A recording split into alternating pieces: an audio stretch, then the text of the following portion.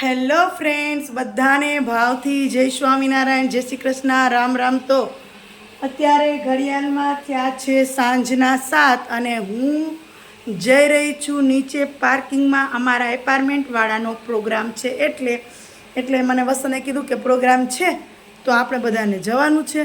તો મેં એમ કીધું કે શેનો છે, તો કે સરપ્રાઈઝ. મેં કીધું લે તો નહીં કહો તો કે નહીં, નીચે બધી લેડીઝ આવશે, પછી એને થાળીમાં પીરસશે ને ત્યારે ખબર પડશે શેનો પ્રોગ્રામ છે. એટલે તમારે રસોઈ કરવાની નથી, એટલે તમારે કંઈ ટેન્શન નથી, કે તમારે તો જમવાનું જ છે ને બેસવાનું છે ને વાતો કરવાની છે.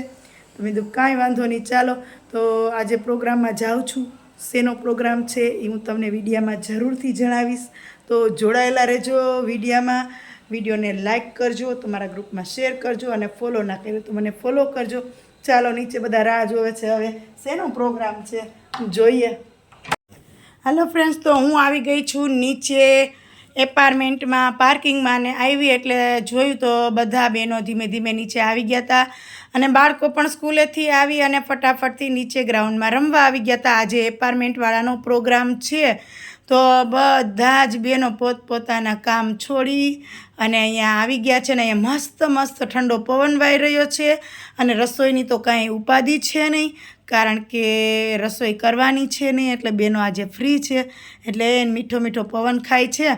અને બધા બહેનો, બાળકો, જેન્ટ્સ લોકો બધા ખૂબ આનંદમાં છે, અને સાથે સાથે ખુશી થાય છે કે આ નવા એપાર્ટમેન્ટમાં આવ્યા પછી જાણવા મળ્યું કે આ બધા જ પરિવારના લોકો આપણને બહુ સપોર્ટ કરે છે. બધા જ ફેમિલી બહુ સારા છે અને બધા હસમુખા છે. એટલે બધાની સાથે હું મેચ થઈ જાઉં છું, એટલે મને બી બહુ મજા આવે છે. અને સાથે સાથે મારા બાળકો તો એટલા ક્યુટ છે ને કે વાત પૂછોમાં. મને રોજ બોલાવવા આવે કે આંટી આવો વિડીયો બનાવીને. આ બધા અમારા વડીલોથી લઈ અને બધા જ બહેનો છે જે આપણને હરેક વિડીયામાં જ્યારે હોય ત્યારે, સમૂહનો પ્રોગ્રામ હોય ત્યારે સાથ આપે છે. અને આની આપણને બહુ ખુશી થાય છે કે સારું કહેવાય કે ભાઈ જો હજી આવ્યા છીએ, હજી અડધા તો અમુક તો મહિનો દિવસે નથી આવ્યા એના, તો પણ ઘણો સાથ આપે છે. અને આ છે અમારા બધા જેન્ટ્સ લોકો જે બધા ગ્રુપમાં બેઠા છે, અને બધાએ મને કીધું કે અમારો સપોર્ટ છે ફૂલ. તમારે આપણા એપાર્ટમેન્ટના પ્રોગ્રામના છે, બધા ફરવા ગયા હોય ત્યાંના વિડીયા બનાવજો, અને અમે તમને સાથ સહકાર આપશું. એટલે જો રસોઈ બનાવવાનું ચાલુ છે અહીંયા, પણ બહેનો ફ્રી છે, કારણ કે 2 બહેનો રસોઈવાળા બ્રાહ્મણના કહી દીધા છે. એટલે જો સરસ મજાનું હવે તમને ખબર પડી ગઈ છે કે જમવામાં શું છે. તો ભજીયા છે, બટાકાવાળા ભજીયા છે, ભરેલા મરચાંના ભજીયા છે, લાડવા છે, ભજીયા, ચટણી, દાળ ભાત, શાક. અને આ બધા જો રાહ જોઈને બેઠા છે ક્યારે ફટાફટથી જમવાનું ચાલુ થાય ને બહેનોને પીરસી દઈએ, એટલે પછી ભાઈઓનો વારો આવે ને. અને બહેનોને એને આજ મજા છે, રસોઈ નથી કરવી હતી, અને બાળકોને મજા છે કે આજ કોઈ રોકવા ટોકવાવાળું નથી, એટલે એને રમે છે. નકર તો મમ્મીઓ બોલાવી જાય, લેસન કરવું છે ના તેન.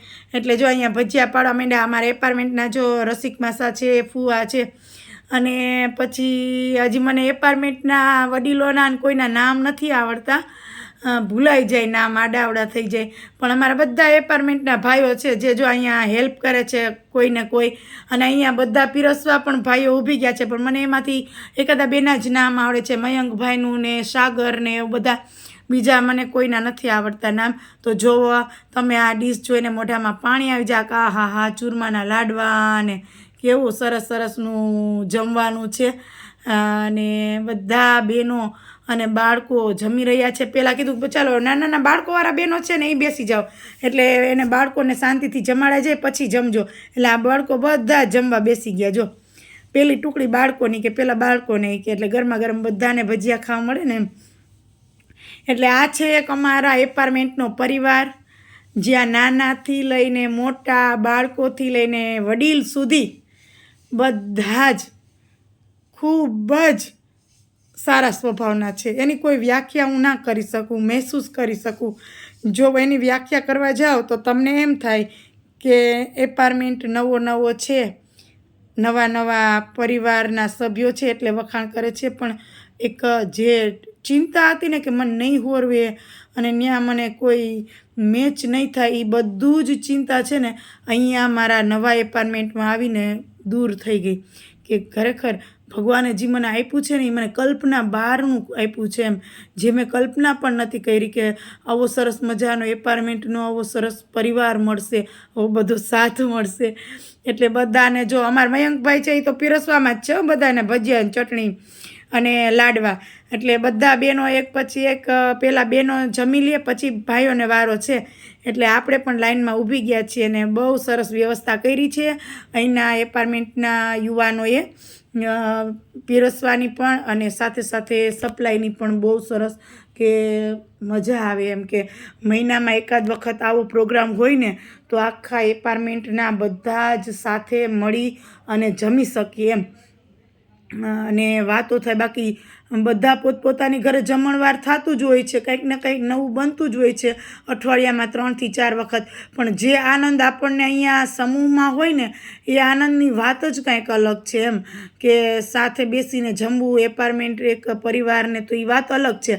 એટલે પછી બહેનોએ જમી લીધું એટલે પછી પુરુષો જમવા બેસી ગયા. તો બધા પુરુષો જમવા બેસી ગયા અને એને આ પીરસવાવાળા હારથિયાને તો ભૂખ લાગી ગઈ એટલે એ તો અહીંયા ઊભા જ અડધા તો જમવા માંડ્યા છે ને ગરમા ગરમ ભજીયા ખાવા માંડ્યા છે ને લાડવા ખાવા માંડ્યા છે ને. એટલે પછી અમે એમ કીધું કે તમે શાંતિથી જમવા બેસી જાઓ, અમે તમને પીરસી દઈએ. તો પછી હજી બધા જમતા હતા ને તો અમને એમ થયું કે ચાલો ને અમે પણ થોડીક વાર પીરસવા લાગીએ. એટલે બધા પોતપોતાની જેમ મેળ આવતો હતો ને એમ ગ્રુપમાં બેસી ગયા અને જમવા માંડ્યા. એટલે આ એક છે ને આનંદ, એક અદ્ભુત આનંદ છે કે જેની છે ને આપણે એ ખુશીની કલ્પના ના કરી શકીએ, કારણ કે આવો આનંદ છે ને ભાગ્યને કોકને જ મળે. એટલે બધા પુરુષો જમતા હતા ને તો થોડાક બાકી હતા ને એમ કીધું તમે બેસી જાઓ, અમે બધું પીરસી દઈએ. એટલે મેં કીધું હાલો આવતી જ રહ્યો બધું, આપણે આજ વિડીયામાં આવી જાય. એટલે એમ થઈ કે નહીં હો, બેનોય કામ તો કરે છે ને પીરસે છે.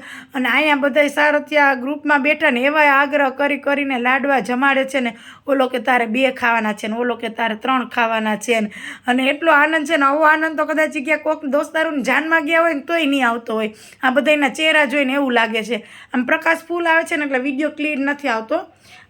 તો એ બધા છે ને એટલો આગ્રહ કરીને ઓલા ફૂવા અને રસિક માસાન છે ને એ કે હાલો બધાના લાડવા ખૂટાડવાના જ છે હોય કે એ કહીને બોલવા નથી. જો કે ઓલા કે તમે આ વસંતભાઈને દઈ દો ને તમે આ લઈ જાઓ ને જો પણ એ કે કોઈએ થાળીમાં લાડવો વધારવાનો નથી. પાર્થભાઈ કે બધાને ખાવાના જ છે અને ખૂટાડવાના જ છે. જો અમારા પાર્થભાઈ છે ને એ પણ બહુ મોજીલા છે, આમ બધાને યારે સેટ થઈ જાય. મને આમાં અડધાના નામ નથી આવડતા પણ બધા બહુ સારા છે ને બધા બહુ એટલે બહુ.